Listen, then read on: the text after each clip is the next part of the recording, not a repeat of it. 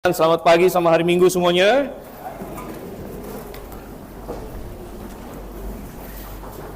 Lagu yang indah kita nyanyikan tadi barusan ya. Kiranya kita setia.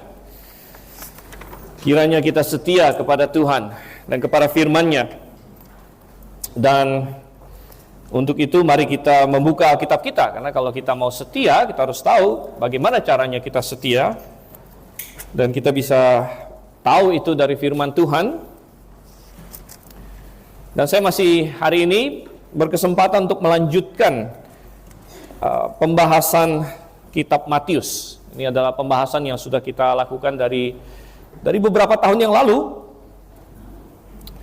Kita sudah mulai dari Matius pasal 1. Dan saat ini, hari ini saya mengajak kita membuka Matius pasal yang ke-21. Matius pasal yang ke-21. Hari ini kita akan lihat ayat 1 sampai dengan ayatnya yang ke-11. Matius pasal 21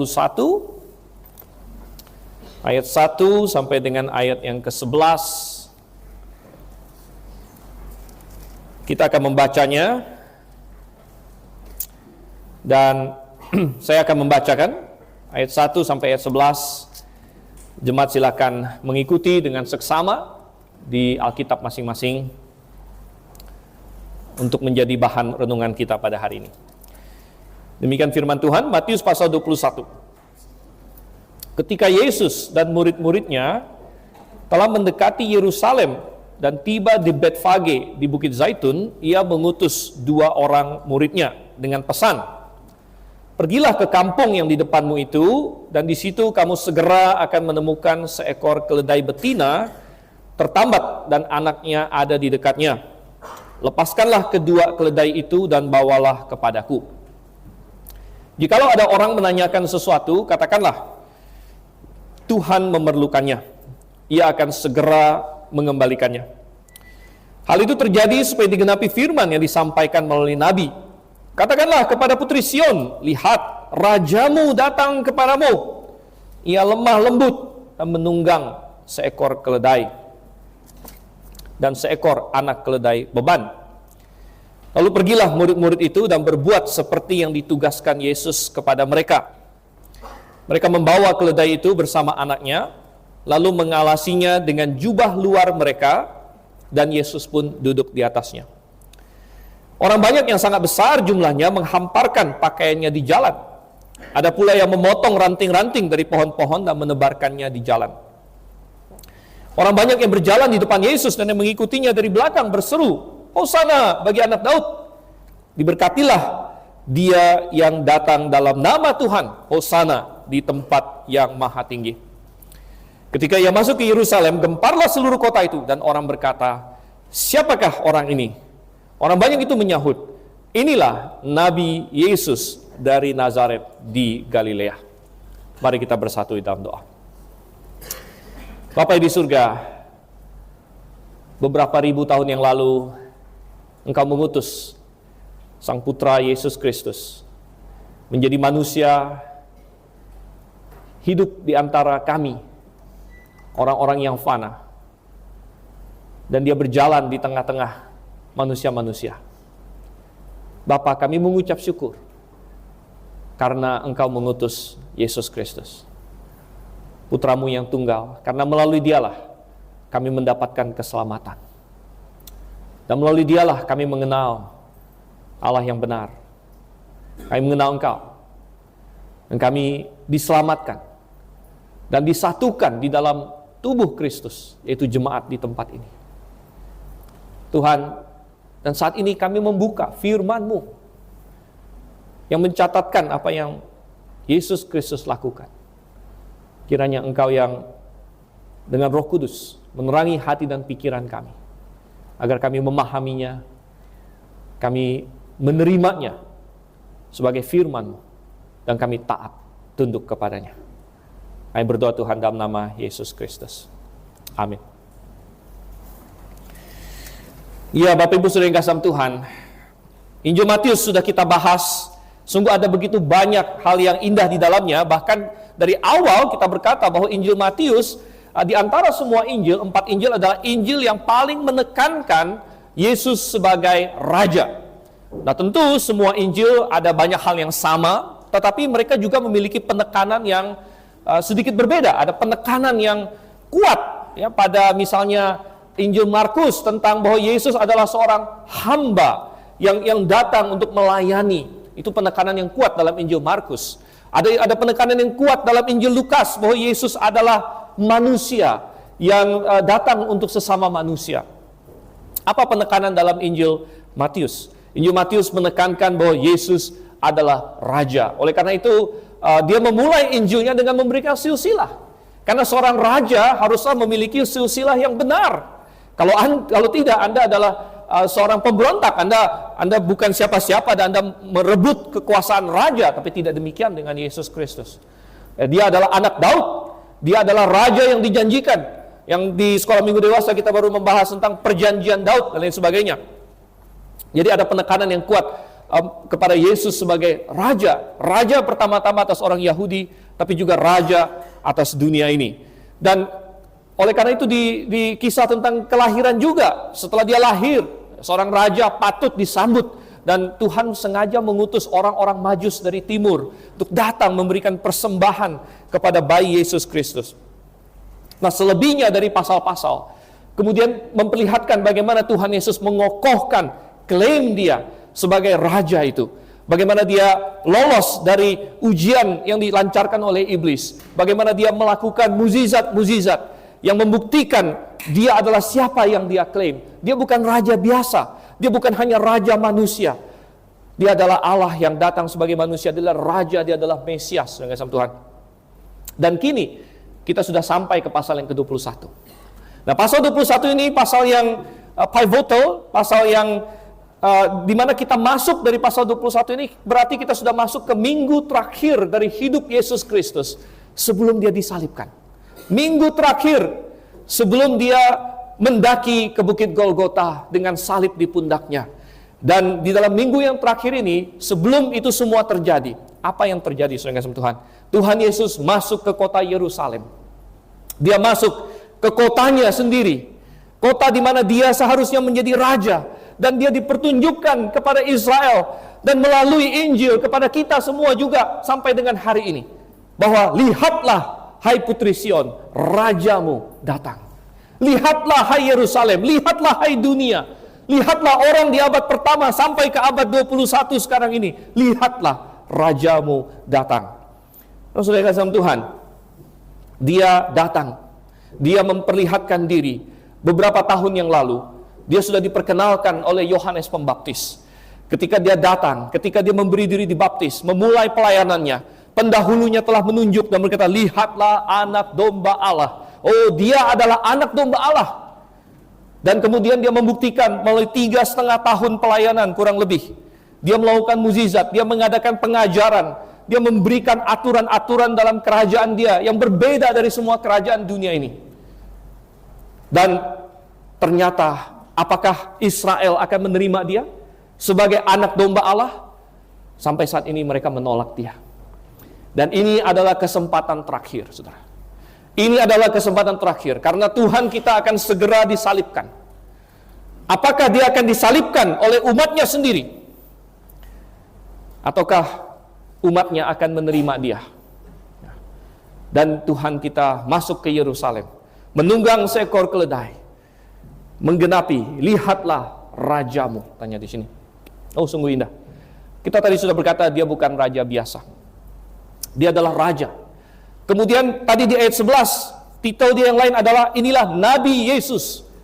Dia adalah raja dan dia adalah nabi. Dan dia sedang datang ke Yerusalem untuk menjadi imam.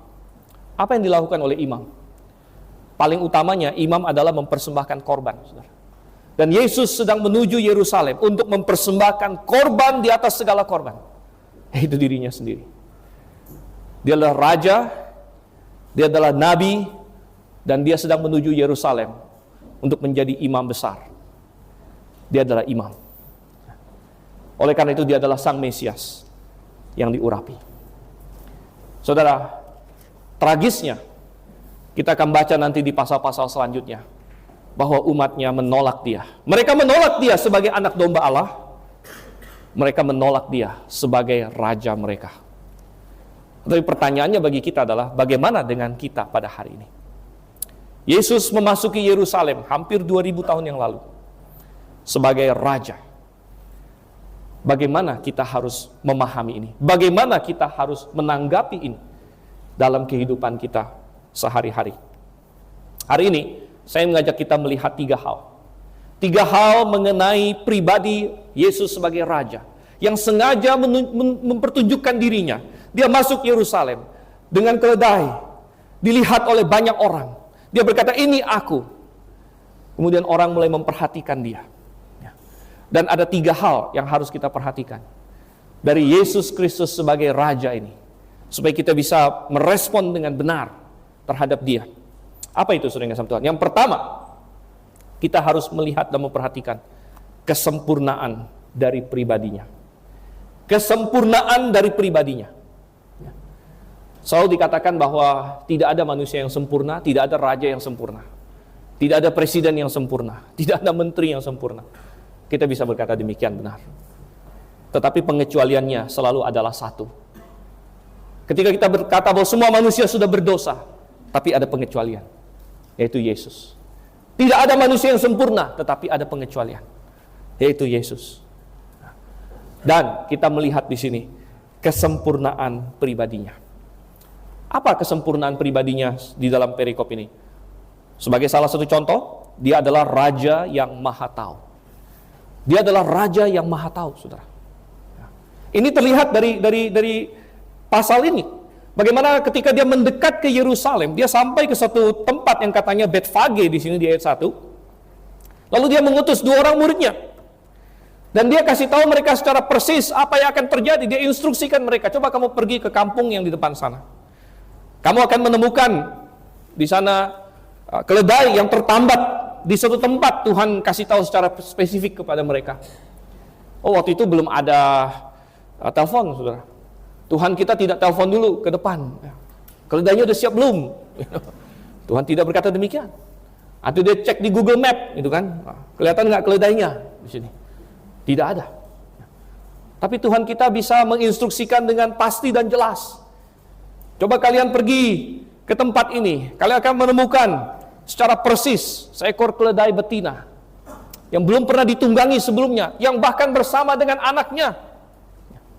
Kemudian lepaskan dan bawa ke sini. Bahkan Tuhan kita tahu apa yang akan terjadi. Tuhan kita berkata akan ada orang yang menanyai kamu, yang menghentikan kamu dan berkata, apa yang kalian perbuat?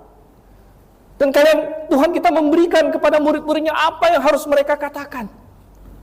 Oh, saudara yang kasih Tuhan, Tuhan kita adalah Tuhan yang maha tahu. Memang ketika dia menjadi manusia, karena Yesus adalah Allah, tapi ketika dia menjadi manusia, saudara, di dalam Filipi dikatakan dia mengosongkan dirinya. Nah, itu bukan berarti dia berhenti menjadi Allah, itu salah. Belakangan ini di dunia teologi ada katanya teologi Yesus kenotik katanya, di mana Yesus seolah-olah bukan menjadi Allah lagi, mengosongkan dirinya. Tapi bukan itu maksud mengosongkan dirinya, bukan berarti Yesus tidak menjadi Allah lagi, bukan. Karena Allah tidak bisa berhenti menjadi Allah.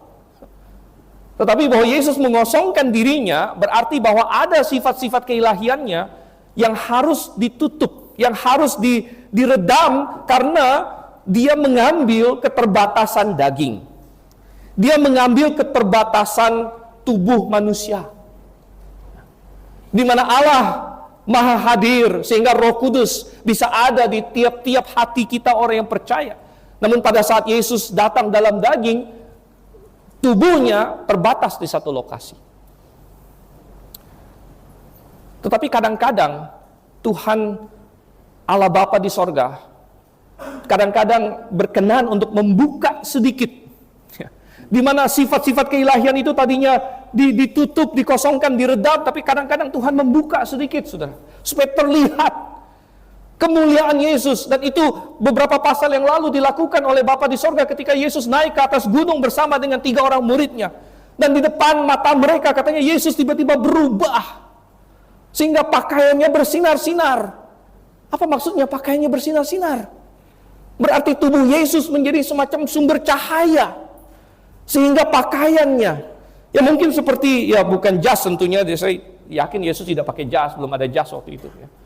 Jubah apa yang dia pakai pada waktu itu tiba-tiba bersinar, berarti tubuh Yesus menjadi semacam seperti matahari.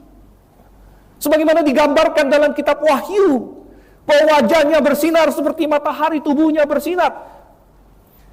Itu tidak bisa dilakukan oleh tubuh manusia biasa. Di dalam tubuh saya tidak ada sumber cahaya, saudara. Itu bisa terang begitu. Dan kulit saya terlalu tebal untuk bisa menyinarkan cahaya. Barusan kemarin saya lihat ada video kodok makan kunang-kunang atau apa, tiba-tiba kunang-kunangnya bersinar dalam kodoknya, gitu kan. Gitu. Kalau manusia tidak bisa. Anda mau coba makan kunang-kunang, nggak akan tiba-tiba perut Anda bersinar. Nah, itu Tuhan Yesus dibukakan sedikit ke kemuliaannya. Demikian juga dengan kemahatauannya. Saudara, Yesus Allah adalah Allah yang maha tahu. Tetapi ketika dia menjadi seorang bayi, ketika dia menjadi manusia, otak manusia itu terbatas. Memang ada banyak sekali, ada berapa neuron di dalam otak kita, berapa mungkin miliar, mungkin triliunan neuron dan sinaps-sinaps ya di situ. Tetapi apakah cukup untuk memuat kemahatauan? Oh, jauh dari cukup.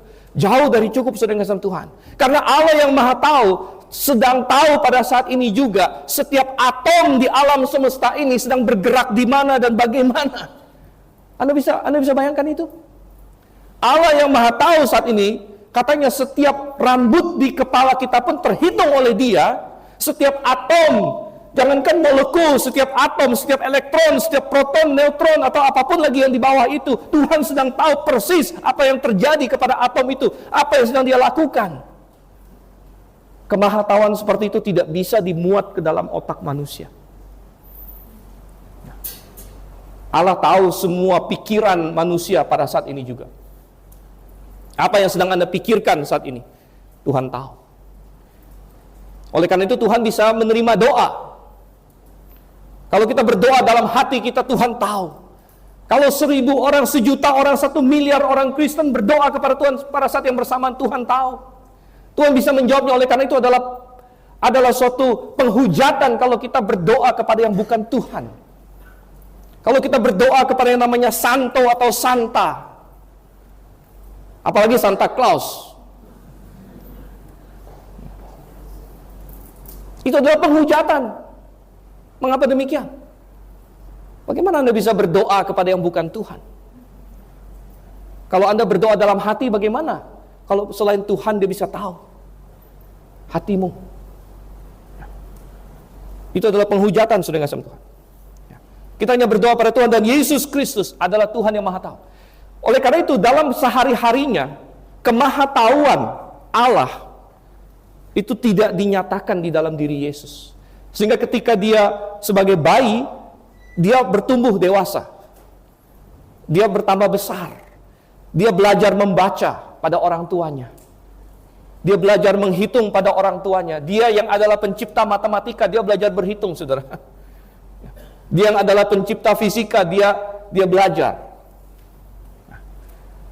Dan tetapi pada saat-saat tertentu Tuhan berkenan, Bapaknya di surga berkenan untuk menyatakan kemahatauan Dia, untuk membukakan sedikit tabir yang sengaja supaya kemanusiaannya ini tidak terpenuhi oleh keilahiannya yang sedemikian rupa sehingga tidak bisa terkontain. Dan Dia menjadi Allah, Dia adalah Allah yang maha tahu. Di sini jelas. Oleh karena itu Dia berbeda dengan semua nabi yang lain. Yesus adalah nabi, benar. Tapi Dia bukan sekedar nabi. Karena Dia adalah nabi yang maha tahu. Dia adalah nabi di atas segala nabi.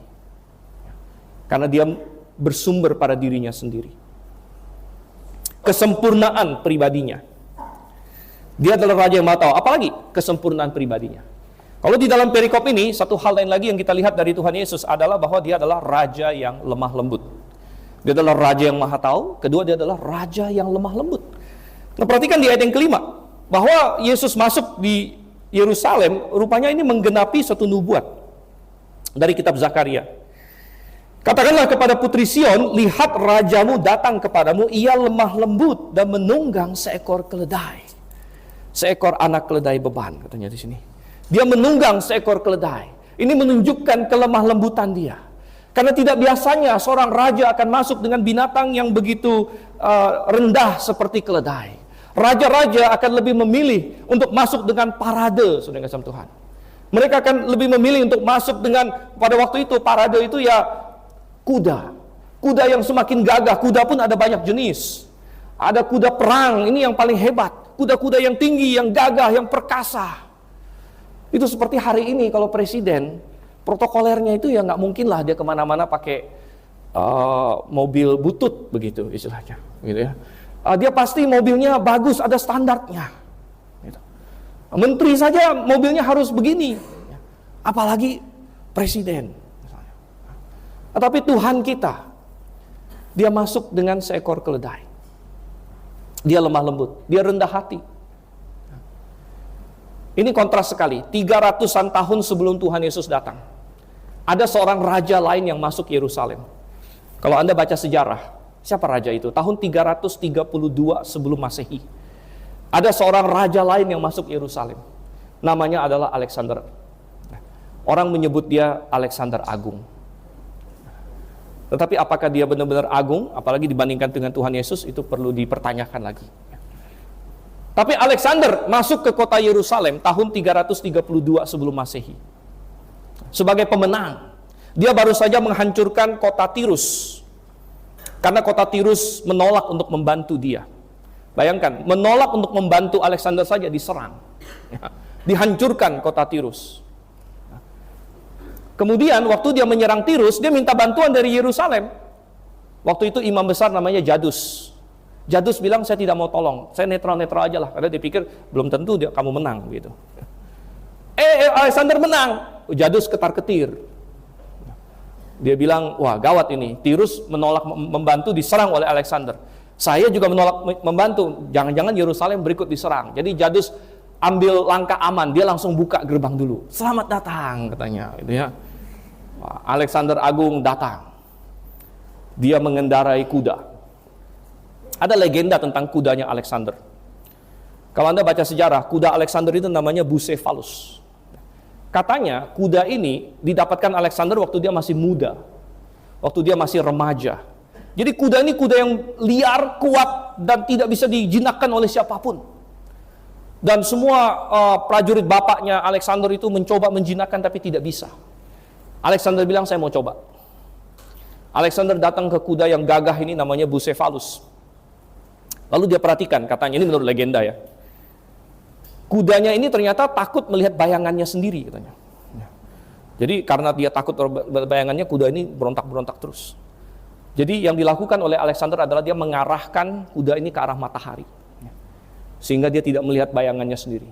Kemudian dia naik ke kuda ini dan menjadi satu-satunya orang yang bisa mengendarai si Bucephalus ini.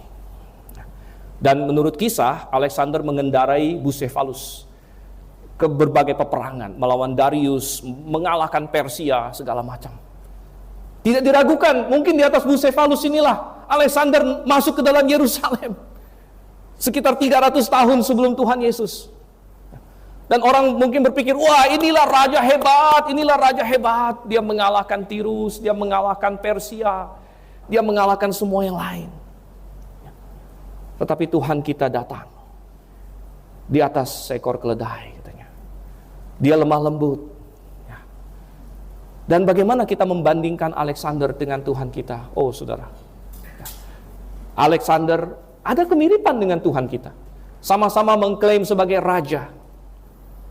Sama-sama mati muda. Tuhan kita mati sekitar umur 30-an tahun, mungkin 33. Alexander juga mati muda. Katanya setelah dia berkampanye melawan Persia dan lain sebagainya, pada puncak kekuasaannya, dia mati. Tetapi apa yang ditinggalkan oleh Alexander? Tidak ada sesuatu yang sampai kepada kekekalan. Tetapi ketika Yesus mati dari kayu salib, kita akan lihat nanti, dia mengerjakan keselamatan bagi semua manusia. Oh, Tuhan kita ini adalah pribadi yang lemah lembut dan rendah hati. Mungkin iblis waktu mencobai Tuhan Yesus, masih ingat pada pencobaan ketiga, iblis menawarkan kepada Tuhan kita, lihat semua kerajaan dunia ini aku akan berikan padamu kalau kamu menyembah aku. Mungkin iblis bisa menunjuk, aku bisa berikan pada Alexander Agung, aku bisa berikan kepada engkau, aku bisa berikan kepada Nebukadnezar, aku bisa berikan kepada Darius, aku bisa berikan kepada kaisar-kaisar Romawi, aku bisa berikan kepada engkau. Tapi Tuhan kita menolak dan berkata, bukan, tidak. Kerajaanku bukan dari dunia ini. Dan engkau hanya boleh menyembah Tuhan Allahmu. Oh, saudara yang kasih Tuhan, semakin saya merenungkan pribadi Tuhan kita, semakin saya terpukau akan betapa sempurnanya Dia, sehingga menjadi suatu paradoks. Dia dikatakan domba, tapi dikatakan juga singa. Kalau Anda mau menggambarkan seseorang, Anda harus pilih salah satu. Misalnya, menurut Anda, teman Anda ini domba atau singa? Ya. Oh ya, yang ini tipenya domba, yang ini tipenya singa, begitu. Nah, siapa yang domba, siapa yang singa, gitu kan? Oke, Anda cari sendirilah, gitu. Tapi Tuhan kita, ya domba iya, ya singa iya. Begitu. Dia sempurna. Apakah Tuhan kita ekstrovert atau introvert? Ekstrovert itu suka ketemu orang, ngobrol sama orang. Saya terus terang agak introvert, saudara. Pas itu saya tahu ekstrovert sekali, gitu ya. Tapi Tuhan Yesus gimana? Tuhan Yesus ternyata dua-duanya. Kok bisa dua-duanya? Ya. Saat ketemu orang, wah Tuhan kita hebat. Tapi Tuhan kita juga suka mencari waktu sendirian, menyendiri, ya, merenung. Ya. Dia adalah campuran sempurna antara introvert dan ekstrovert. Karena dia adalah pribadi yang sempurna. Ya. Dia rendah hati. Tapi dia adalah pribadi yang super berani. Saudara, Anda pernah ketemu nggak orang yang rendah hati secara palsu? Merendah secara palsu. Merendah secara palsu itu ada istilahnya, ada orang bilang humble bragging lah atau apa segala macam gitu ya. Di mana gini, Anda pura-pura merendah diri supaya orang angkat Anda gitu. Ya. Mungkin Anda pernah ketemu dengan yang seperti itu. Ya. Jadi gini, Anda bilang, oh enggak, saya ini bodoh sekali. Bodoh, saya orang paling bodoh. Ya, maksudnya dengan harapan orang lain, enggak, kamu pintar gitu kan. Kamu ini orang pintar gitu kan, kamu orang yang sukses. Jadi dia merendah yang pura-pura sebenarnya. Merendah untuk ditinggikan. Gitu. Tapi Tuhan kita tidak pernah seperti itu. Dia sungguh-sungguh rendah hati. Tapi dia tidak pernah takut untuk menyatakan siapa dirinya. Kalau dikatakan orang yang rendah hati mana yang berani berkata, akulah kebangkitan dan hidup? Sombong banget. Orang rendah hati mana yang berani berkata, akulah jalan dan kebenaran dan hidup, tidak seorang pun sampai kepada Bapa kalau tidak melalui aku. Aku satu-satunya jalan, cuman aku yang benar. Orang bilang, sombong sekali orang ini. Tapi itu adalah kebenaran. Dan ketika Tuhan kita rendah hati, tidak menghalangi dia untuk memberitakan sebenar-benarnya siapa dia. Bahkan dia berkata kepada orang-orang Yahudi, kalau aku tidak mengaku diriku sebagaimana aku ada, maka aku pembohong seperti kalian. Tetapi karena aku harus menyatakan kebenaran, maka aku harus katakan ini. Aku harus katakan ini.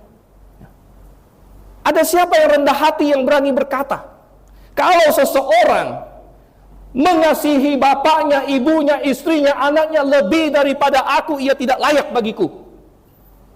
Ini orang sombong sekali. Harus mengasihi dia lebih dari semuanya. Harus mengasihi dia lebih dari istri Anda. Harus mengasihi dia lebih dari orang tua Anda. Harus mengasihi dia lebih dari anak Anda.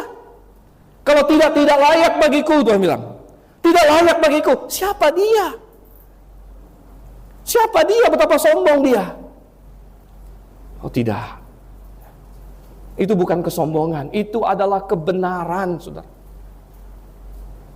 Dan di sini kita melihat perbedaan antara rendah hati yang sesungguhnya, yang dinyatakan oleh Tuhan kita. Bahwa dia rendah hati karena dia tidak mencari kemuliaannya sendiri. Dia menyerahkan semua kepada Bapanya di sorga. Dia bilang, aku tidak datang untuk mencari kemuliaanku sendiri. Sehingga dia masuk kota Yerusalem dengan keledai. Tidak apa-apa. Bahkan ini sesuai dengan nubuat. Dia bergembira, bersuka cita untuk itu. Dia makan bersama dengan para pemungut cukai.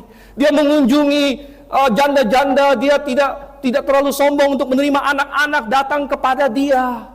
Dia memilih di antara murid-muridnya nelayan-nelayan yang rendah. Dia malah tidak diterima oleh pembesar-pembesar pada zaman itu. Imam-imam kepala dan ahli-ahli Taurat, dia tidak diterima oleh mereka bahkan. Namun kerendahan hati yang sesungguhnya bukanlah kerendahan hati yang bertentangan dengan kebenaran. Karena kebenaran tetap harus diberitakan dengan sebenar-benarnya. Bahkan adalah suatu bentuk kesombongan kalau kita merendah dengan cara menentang kebenaran. Maka kita berpikir kita lebih tahu daripada Tuhan. Kita berpikir kita lebih hebat daripada kebenaran. Sehingga saya perlu merendah menentang kebenaran. Oh saudara, tidak. Ya. Oleh karena itu kita melihat dia adalah raja yang lemah lembut, saudara. Mari kita kembali ke dalam Matius pasal 21 di sini. Hal yang pertama tadi saja kita lihat adalah kesempurnaan pribadinya. Hal yang kedua yang ingin saja kita lihat adalah keajaiban pekerjaannya. Keajaiban pekerjaannya. Oh, Tuhan kita melakukan sebagai seorang raja, dia melakukan pekerjaan yang ajaib. Apa saja pekerjaan yang ajaib? Yang pertama, dia menggenapi firman Tuhan. Dia menggenapi firman Tuhan.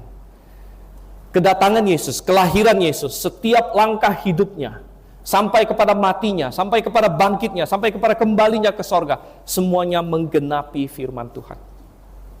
Bagaimana Yesus menggenapi firman Tuhan? Oh ya, dia menggenapi firman Tuhan dengan cara melakukan semua perintah Tuhan. Itu satu cara dia menggenapi firman Tuhan. Tidak ada satu orang pun yang lain yang mampu. Semuanya jatuh, semuanya sudah berdosa. Hamartia, dosa artinya telah tidak mencapai sasaran. Tuhan telah menetapkan suatu standar. Inilah standar bagi manusia. Inilah sasarannya. Tapi tidak ada satu orang pun yang bisa mencapainya. Semuanya jatuh. Semuanya tidak sampai. Semuanya terlalu pendek. Sehingga Alkitab berkata, tidak seorang pun yang benar. Tetapi Yesus Kristus datang.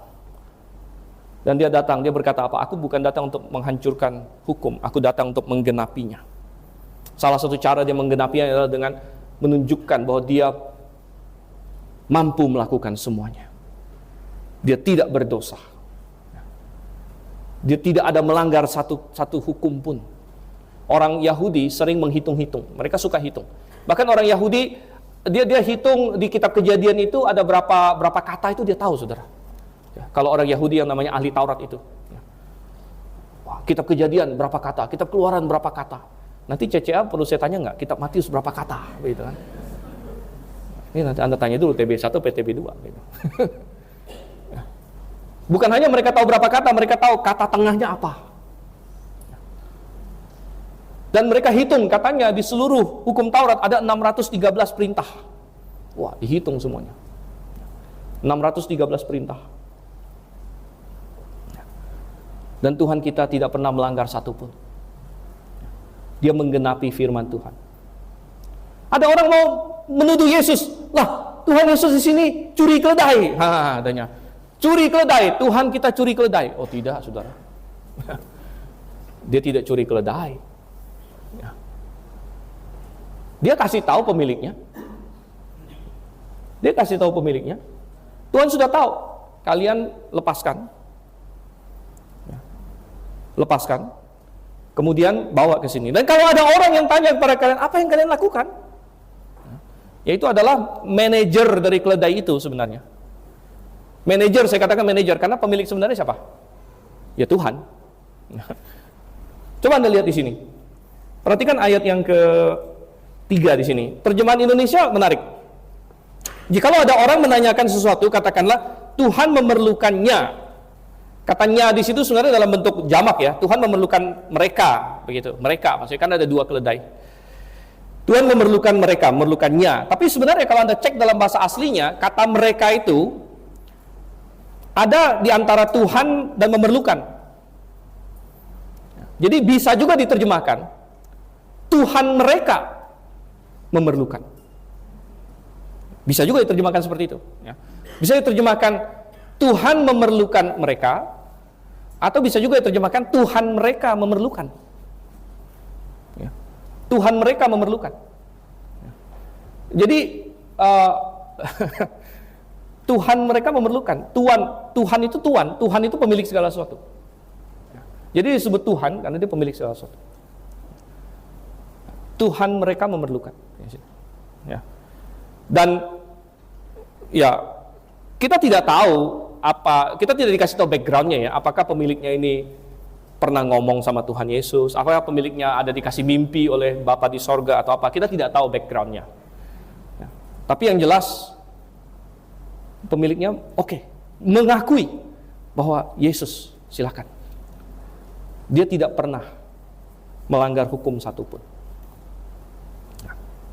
Sampai-sampai dia berteriak kepada semua orang, lawan-lawannya, siapa di antara kalian yang bisa membuktikan aku salah? Dan kalau mereka bisa, betapa mereka akan sangat senang melakukannya. Bukan hanya dia menggenapi firman Tuhan dengan cara tidak berdosa, dia menggenapi firman Tuhan dengan cara memenuhi nubuat. Memenuhi nubuat. Salah satunya adalah yang kita baca di pasal ini. Bahwa sudah dinubuatkan sekitar 400 tahun sebelum dia datang. Kitab Zakaria ditulis, saudara. Zakaria hidup sekitar 400 plus tahun, 400 sampai 500 tahun sebelum Tuhan Yesus datang. Dan Zakaria sudah menubuatkan, lihat rajamu datang dengan mengendarai seekor keledai. Dan Tuhan kita memenuhinya. Ini hanya satu dari sekian banyak mukjizat nubuat yang Tuhan Yesus genapi. Mulai dari lahirnya dia. Ada orang yang berkata begini, mungkin Tuhan Yesus adalah orang jenius yang sudah tahu semua nubuat di perjanjian lama, jadi mencoba untuk menggenapinya satu persatu. Gitu. Ada yang berpikir demikian. Ya. Tapi saya katakan itu tidak mungkin. Mengapa? Ada banyak mukjizat yang di luar kendali dia, gitu, secara manusiawi. Ya.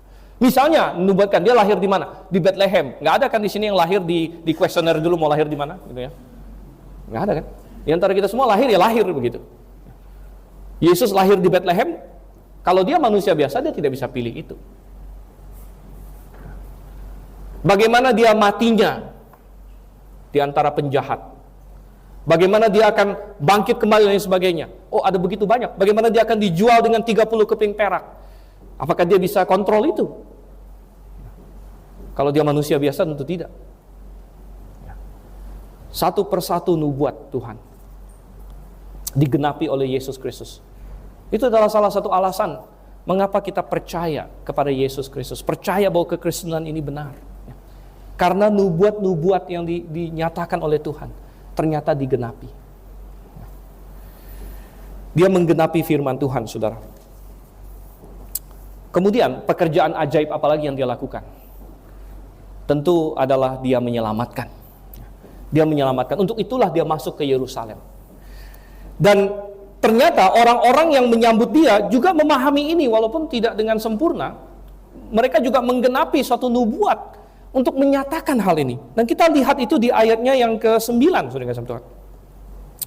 Di ke-9 dikatakan orang banyak yang berjalan di depan Yesus dan mengikutinya dari belakang berseru, Hosana bagi anak Daud. Hosana bagi anak Daud, diberkatilah dia yang datang dalam nama Tuhan. Mereka berseru, mereka menyerukan ini, menyambut Tuhan kita. Apa arti kata Hosana? Hari ini banyak orang bilang Hosana. Hosana, apa arti Hosana? Ada orang Kristen kadang-kadang latah dengan istilah-istilah Kristen tanpa ngerti benar artinya apa, begitu. Amin itu sudah paling ini. Tapi ada juga nama orang Amin, jadi hati-hati sudah. Ya. Anda sebut amin yang artinya apa dulu, gitu kan? Amin. Amin itu bahasa Ibrani. Amin itu artinya mengokohkan, mempercayai, menguatkan. Itu arti kata amin. Kokoh, kuat. Apa arti kata hosana? Coba kita buka dalam Mazmur 118.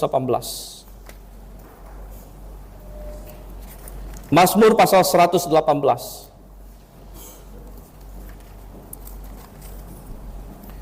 Jadi rupanya orang-orang yang menyambut Tuhan kita, mereka mengutip ayat ini. Mazmur 118 dari ayat yang ke-25 dan 26.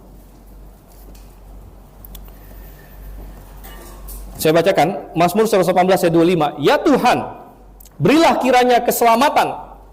Tuhanku, berilah kiranya kesejahteraan. Diberkatilah dia yang datang dalam nama Tuhan. Nah, ayat 26 kita kenali ya, yang dikutip tadi. Diberkatilah dia yang datang dalam nama Tuhan. Tapi kata hosana itu sebenarnya dari ayat 25-nya. Yaitu dari kata berilah kiranya keselamatan. Berilah kiranya keselamatan dalam bahasa Ibrani itu Hoshiahna. Hoshiahna digabung menjadi hosana. Hoshiahna. Hoshia itu dari kata yasha sebenarnya artinya menyelamatkan. Ya, tapi dalam bentuk hifil bagi yang belajar Ibrani. Ya. Jadi Hoshiahna tanya sini. Dan berilah keselamatan. Dan ketika mereka menyambut Tuhan Yesus dan berkata hosana, berilah keselamatan, itu persis yang sedang Yesus lakukan. Dia ke Yerusalem untuk memberikan keselamatan. Walaupun banyak di antara orang-orang yang berseru ini tidak paham apa yang mereka serukan, tidak paham 100%. Mereka berseru hosana, hosana, tetapi banyak di antara mereka akan berseru salibkan dia, salibkan dia. Beberapa hari kemudian. Tetapi permintaan doa mereka dijawab oleh Tuhan Yesus. Berilah keselamatan, hosana. Dan Tuhan kita masuk ke Yerusalem untuk melakukan persis hal itu. Dia akan menatap Kalvari, dia akan menatap Golgota, dia akan menatap Sanhedrin Yahudi dan Pilatus dan Herodes. Dan dia akan naik ke atas salib. Dan dia akan menanggung dosa seisi manusia di situ. Termasuk dosa Anda dan saya. Dan dia memberikan keselamatan. Ini adalah pekerjaan dia yang besar, saudara. Sekarang kita masuk kepada poin kita yang ketiga. Yang pertama adalah kesempurnaan pribadinya. Yang kedua adalah keajaiban pekerjaannya. Dan yang ketiga yang perlu kita perhatikan dengan sangat adalah kepantasan pelayanan baginya. Kepantasan pelayanan baginya. Saudara, kalau dia datang sebagai raja, maka apakah kita menerima dia sebagai raja atau tidak? Apakah kita menerima Yesus Kristus sebagai raja dalam hidup kita? Kadang-kadang ini perlu ditekankan. Karena kita sering memberitakan Yesus sebagai juru selamat. Dan itu benar. Yesus adalah juru selamat. Yesus mati bagi Anda. Yesus menanggung dosa Anda. Yesus bisa membawa Anda ke sorga. Tetapi tidak cukup untuk memberitakan dia sebagai juru selamat saja. Karena ada orang yang kadang-kadang salah kaprah. Dia pikir juru selamat itu, Yesus itu agen asuransi saya. Begitu. Tidak ada yang salah dengan agen asuransi, tapi Yesus bukan hanya sekedar sebagai alat untuk lari dari neraka. Gitu. Ada orang berpikir bahwa Tuhan Yesus hanyalah semacam pemadam kebakaran saya. Tidak. Tuhan Yesus bukan hanya sekedar pemadam kebakaran kamu untuk menyelamatkan kamu dari neraka, kemudian kamu boleh cuekin dia. Oh, terima kasih Tuhan sudah selamatkan saya. Oh, udah, saya akan menjalani hidup saya sebagaimana saya mau, gitu. Tetapi Yesus datang sebagai raja. Dia datang sebagai juru selamat dan raja. Dan Tuhan dan Allah. Dan kalau kita mau menerima dia, berarti menerimanya sebagai satu paket. Ya, kalau begitu Yesus adalah Tuhan dan raja atas hidup saya. Dan berarti sepantasnya saya tunduk kepadanya. Sepantasnya saya melayani dia sebagai seorang raja. Apa kewajiban saya kepada raja saya, Tuhan saya, pemilik saya, Allah saya? Apa yang harus saya lakukan? Dan kita bicara mengenai kepantasan pelayanan bagi sang raja. Dan kita melihat ada banyak contoh di dalam pasal ini. Ada banyak contoh dalam pasal ini. Bagaimana caranya kita menjadikan Yesus raja dalam hidup kita. Contoh yang pertama adalah 2 orang murid yang dia perintahkan. Mereka benar-benar menjadikan Yesus raja karena mereka taat kepada perintahnya. Mereka taat kepada instruksinya. Tuhan Yesus bilang, kamu pergi ke desa sebelah, kamu temukan di situ keledai, kamu buka, kamu bawa. Mereka taat. Mereka melakukan apa yang Yesus instruksikan. Firman Tuhan mereka lakukan. Ini contoh. Mereka adalah orang yang menerima Yesus sebagai raja. Dan kalau kita mau menerima Yesus sebagai raja kita, apalagi Anda berkata, oh saya orang yang sudah diselamatkan, saya percaya Yesus sebagai juru selamat, bagus. Tapi dia bukan hanya juru selamat loh, dia juga raja. Apakah dia raja atas hidupmu? Salah satu contohnya adalah, apakah kamu melakukan firman-Nya? Instruksi yang dia berikan di dalam Alkitab ini. Ada dari instruksi yang general. Tuhan memerintahkan di mana-mana semua orang untuk bertobat dan percaya kepadanya. Itu langkah awal keselamatan. Kalau Anda tidak mengakui dia, Anda tidak mau menerima karya penyelamatannya, ya Anda tidak menerima dia sebagai juru selamat ataupun raja. Nah, kemudian setelah itu Tuhan punya instruksi lagi yang spesifik, yang umum untuk semua orang. Orang yang sudah diselamatkan, Tuhan perintahkan misalnya untuk memberi diri dibaptis, untuk menyatakan kepada orang. Tuhan tidak ingin orang yang mengikut dia dengan diam-diam. Oh, saya percaya Yesus tapi jangan ada orang yang tahu ya. Saya mau percaya Yesus tapi jangan sampai ketahuan sama keluarga saya yang lain. Tuhan tidak mau seperti itu. Tuhan berkata, barang siapa mengakui aku di depan manusia, aku akan mengakui dia di depan Bapakku di sorga.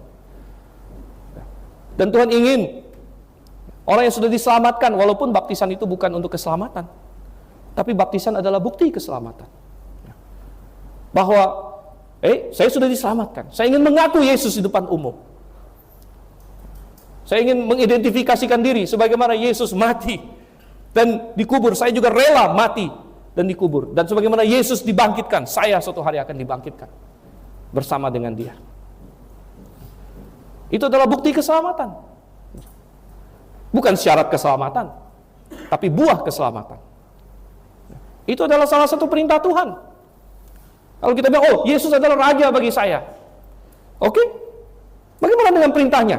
Bagaimana kalau 2 orang muridnya, Tuhan Yesus bilang, pergi ke desa sebelah sana. Enggak Tuhan, saya enggak mau Tuhan, kayaknya itu ide yang kurang baik Tuhan. Siapa gurunya? Siapa rajanya? Dia bilang seperti itu. Dan ada banyak lagi firman Tuhan yang lain. Anda berkata, saya nggak tahu perintah raja apa. Itu salah kamu berarti, Anda nggak baca perintahnya. Anda perlu baca perintahnya. Anda perlu tahu apa yang dia komandokan, instruksi dia. Tuhan berkata, serahkanlah hidupmu kepada Tuhan dan percayalah kepadanya, maka ia akan bertindak. Mazmur 37 ayat 5. Apakah Anda memegang itu? Tuhan bilang, saya akan pegang ini dalam hidup saya. Kadang-kadang di dalam kita melaksanakan perintah Tuhan, kalau kita sudah baca Alkitab dan kita mau hidup sebagaimana Tuhan katakan kita hidup, kita akan dianggap aneh oleh dunia ini. Ya, mungkin murid-murid ini juga agak segan, Tuhan buka keledai orang, ini benar nggak nih Tuhan? Ya, Tuhan bilang, ikut instruksiku. Ya, ikut instruksiku. Kalau ada orang yang ngomong, aku ajarin kamu ngomong apa. Orang itu akan terima.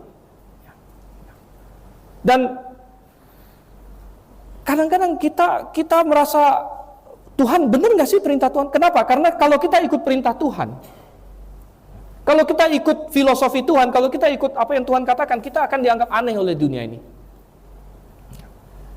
Mungkin kita tidak bertindak sebagaimana dunia ini, karena dunia ini dalam misalnya pekerjaan, mencari keuntungan sendiri. Kalau ada kesempatan korupsi tanpa ketahuan orang, kenapa tidak begitu? Kan kalau ketahuan orang saja ada masalah, kan? Kalau ada korupsi yang 100% bakal berhasil tanpa bisa diketahui orang, kenapa tidak? Gitu. Kalau kamu tidak mau, kan kamu merusak ini korupsi berjemaah ini, gitu. Ada satu yang nggak mau nih, kamu yang bisa bocorin. Tuhan, kalau aku mau ikut perintahmu, kalau engkau ada raja atas hidupku, ini akan bermasalah Tuhan. Di dunia ini akan bermasalah Tuhan. Ya.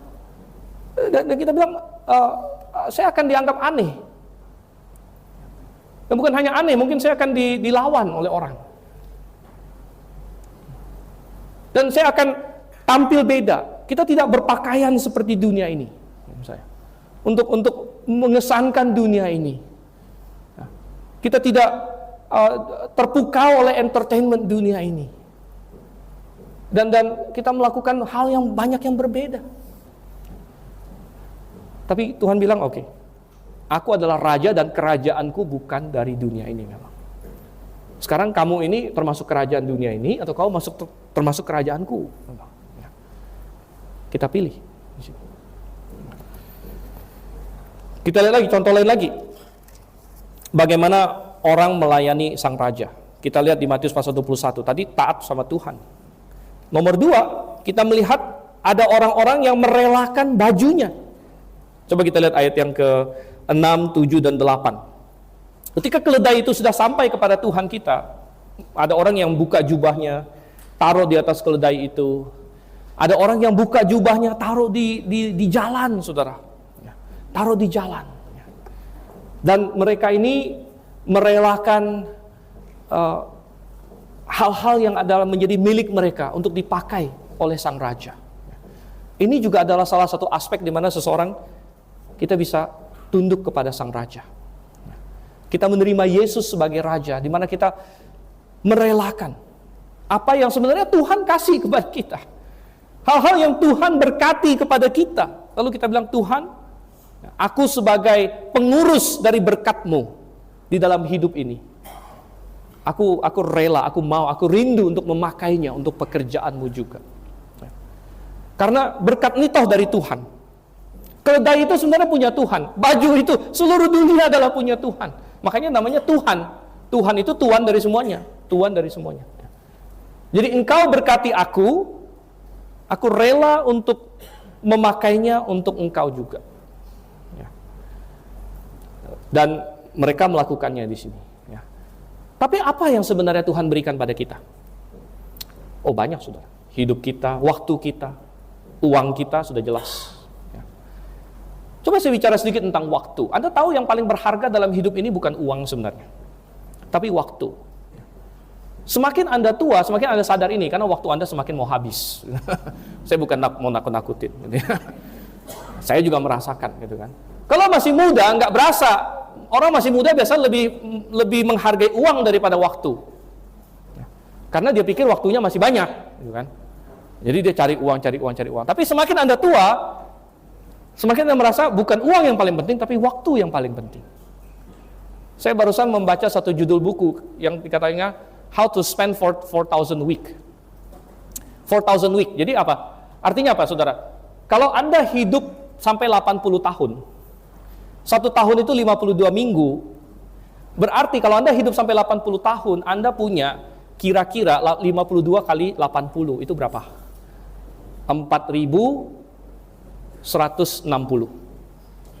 Ya. Kalau Anda hidup sampai dengan 80 tahun, Anda cuma punya waktu di dunia ini 4.160 minggu. Ya. Dan bagaimana Anda menghabiskan minggu-minggu Anda? Kan? Tidak terasa sudah lewat 1 minggu, saudara. Udah bukan 1 minggu. Kalau kita sampai 80, itu kan kalau kuat, kata Tuhan, ya.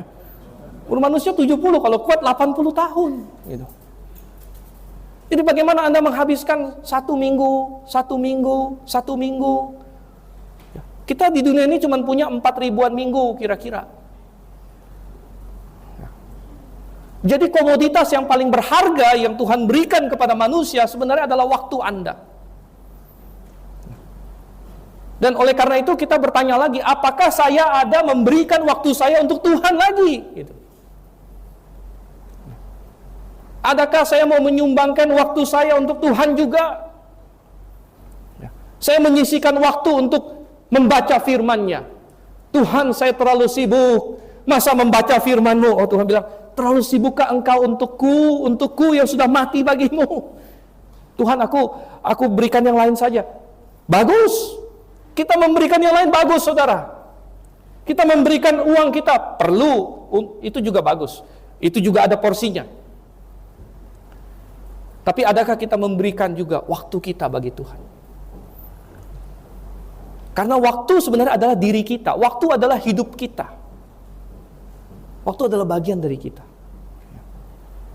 Sehingga kita berkata, oke, saya mau berikan, saya sisihkan waktu untuk Tuhan. Untuk membaca firman-Nya, untuk berdoa, untuk datang berjemaat. Saya mau sisihkan ini, datang berjemaat. Saya mau memprioritaskan Tuhan untuk hari ini. Dan itu adalah persembahan saya kepada Tuhan. Karena Dia pantas. Karena Dia adalah Raja, kepantasan pelayanan baginya. Dia pantas. Kalau saya berikan 100% hidup saya bagi Dia pun pantas. Gitu. Apalagi sekian persen dari hari kita spesialkan untuk Tuhan. Apakah kita menerima Dia sebagai Raja kita? Lihatlah Rajamu. Saudara, kemudian satu lagi yang terakhir di sini. Tadi kita bicara mengenai 2 orang murid yang taat sama Tuhan. Kemudian kita melihat orang-orang yang menaruh baju mereka di jalan. Yang terakhir saya ajak kita lihat keledainya sekarang. Keledainya. Keledai ini juga taat sama Tuhan rupanya. Keledai ini menyerahkan dirinya untuk ditunggangi oleh Tuhan. Bahkan dikatakan keledai ini nggak pernah ditunggangi sebelumnya. Biasanya binatang yang nggak ditunggangi sebelumnya itu tidak tenang. Dan akan aneh kalau Tuhan Yesus naik keledai, tapi tiba-tiba di tengah jalan keledainya, brak gitu kan. Lalu Tuhan Yesus harus jadi koboi gitu, ya, yang kan nggak mungkin. Jadi Tuhan ini pilih keledai yang tunduk pada Dia. Walaupun tidak pernah ditunggangi sebelumnya, keledai ini akan tunduk pada Dia. Dan keledai ini menggambarkan orang yang menyerahkan hidupnya kepada Tuhan. Menyerahkan hidup pada Tuhan dan berkata, Tuhan, Engkau pakai aku sebagaimana Engkau mau. Engkau tunggangi aku. Engkau pakai aku. Dan aku rela, aku siap Tuhan. Kalaupun dunia akan menganggap aku rendah, sebagaimana keledai adalah binatang yang dianggap rendah. Tetapi asal Tuhan di atas diriku, asal Tuhan bersama dengan aku, asal Tuhan yang menunggangi aku menjadi terhormat. Mungkin tidak ada keledai lain di dunia ini yang pernah dengan entengnya merasakan menginjak-injak jubah orang, gitu ya. Terus orangnya semua malah seneng gitu ya. Ada yang keledai lain keinjak barang orang, dipukul-pukul sama orang, saudara.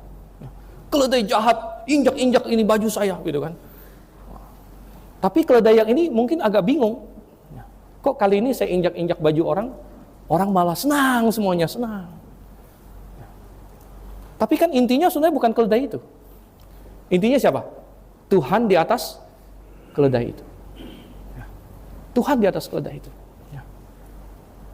Dan demikian juga dengan setiap orang yang mau melayani Tuhan. Kalau kita mengandalkan diri kita sendiri, kalau kita berkata, apalah saya, maka benar, apalah kita. Tetapi kalau misalnya kita berkata, saya melayani Tuhan, Tuhan pakai saya. Tuhan, biarlah aku menjadi keledai dan Engkau menunggangi aku.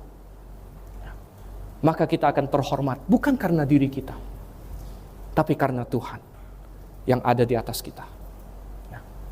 Kita bisa menjadi terhormat karena itu. Saya ajak kita baca satu ayat terakhir, Yohanes pasal 12.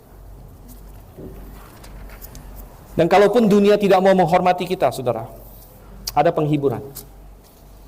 Yohanes 12 ayat yang ke-26. Yohanes 12 ayat yang ke-26 dikatakan di sini. Siapa yang melayani aku, ia harus mengikut aku, dan di mana aku berada, di situ pun pelayanku akan berada. Siapa yang melayani aku, ia akan dihormati Bapa. Ini adalah ayat penghiburan bagi siapapun yang melayani Tuhan. Kalau Anda melayani dengan segenap hati, maka tidak peduli orang lain sebenarnya hormat atau tidak hormat. Tapi Alkitab berkata, orang ini akan dihormati oleh Bapa. Oh, tidak ada yang lebih indah lagi daripada itu. Tidak ada kehormatan yang lebih tinggi lagi. selain dihormati oleh Tuhan sendiri. Mari kita bertekad, ya kalau jadi keledai pun gak apa-apa, asal Tuhan di atas diri saya. Amin saudara? Mari kita berdoa.